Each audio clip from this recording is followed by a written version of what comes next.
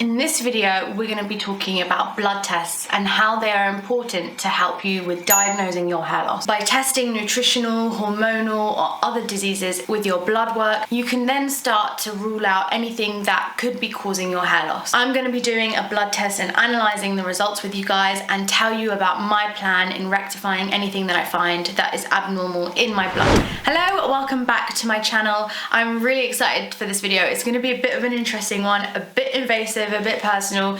You guys are gonna get all up into my blood work. I'm gonna be using Thriva. I'm not sponsored by them. I'm just really interested to see my blood work. Haven't done it in a while. And the thing about blood tests is you need to be doing them regularly. Every 3 to 6 months to see that anything that you're doing in your diet or in your supplements is actually rectifying the issue that you're trying to solve. Just to quickly interject, I am launching my very own hair growth elixir that I've been using that helps to stimulate hair growth. So if you're interested, do sign up in the link in my description. Thriva is great because you can do the blood test at home. You can choose what you want to test, and they have so many different things that you can test, from iron, your heart disease, liver function, vitamin D, vitamin B. You can test your thyroid. There is a lot of things that you can test, and it's just worth knowing what's going on in my body because I have no clue. I have no idea what's going on in there. So do you know what I mean? Why am I getting hair loss? There must be something wrong with me internally. Okay, so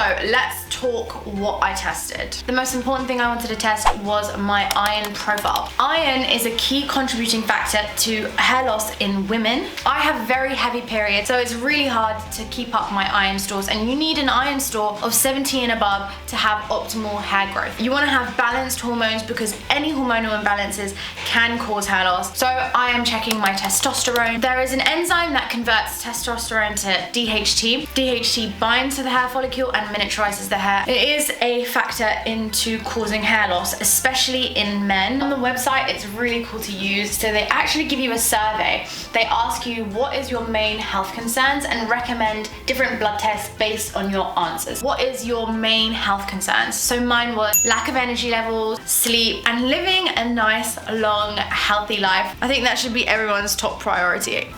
Hey you, don't forget to subscribe. They recommended me to check diabetes, my liver function, and my risk of heart disease. So I thought, why not? Let me just add them in there. Thyroid function I did not check because I've done it in the past a couple of times and it's come back normal. And the more you test, the more expensive it is. So that was another factor into what I tested as well. We've been locked up for over a year now. The amount of sun that I'm getting is probably minimal. I'm probably definitely vitamin D deficient, but definitely I'm going to be testing it again because it's a 3 to 6 month subscription service, and I'm definitely going to do it a few times to make sure I am on the right path in rectifying any of my issues. Guys, this is super personal, it's super invasive. You're going to be seeing my blood work, you're going to be seeing all my health issues that I have, and not just hair loss, like other stuff. Stick to the end if you want to hear about the analysis of my results. But now I think it's time to do the blood test. If you're squirmish, I would look away because not only am I doing the blood test, but you do see a lot of blood. Eek! Just skip to the results if that is you. I will see you guys after I empty my veins. So let's go. I laid the kit out on a table. It comes with 3 lancets just in case you need to prick your finger more than once. Put it on a low table because gravity helps your blood flow. I warmed up my hands for 2 minutes in a bowl of warm water to get the blood flowing, and then I did a light exercise as well. Cleaned the finger that I was going to use, and then I pricked it with it hurt a tiny bit. I wiped off the first bit of blood, and then I guided the blood into the test tubes. Collecting my sample was pretty hard because the blood was quite difficult to get into the tube. As I had 2 tubes to fill, it took a bit longer than I thought. I had quite long nails, so the blood was getting stuck into my nail, which was freaking me out. So much anxiety because I was like, oh, my blood is coming out and getting stuck into my nail. Found the cure to the world's worst diseases, as you can see here. I look like a scientist. And then I packed them up, ready to get sent back to Thriva so they could analyze my blood work.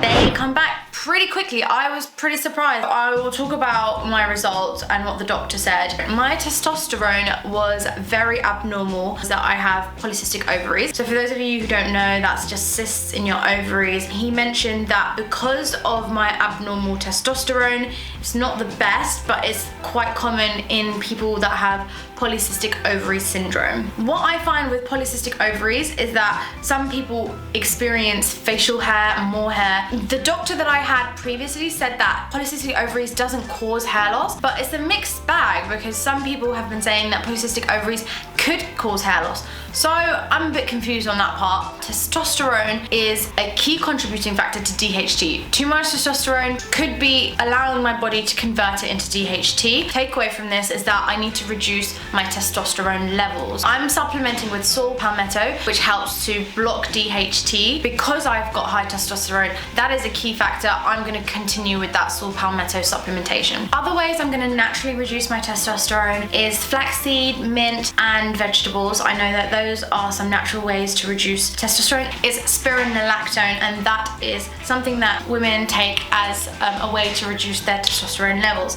I want to look into it a bit more and research whether there's any side effects, so I will keep you guys posted whether I'm going to be taking that or not. Additionally, soy products also help to reduce testosterone, so I'm going to look into all of those things and see how I can incorporate them into my diet.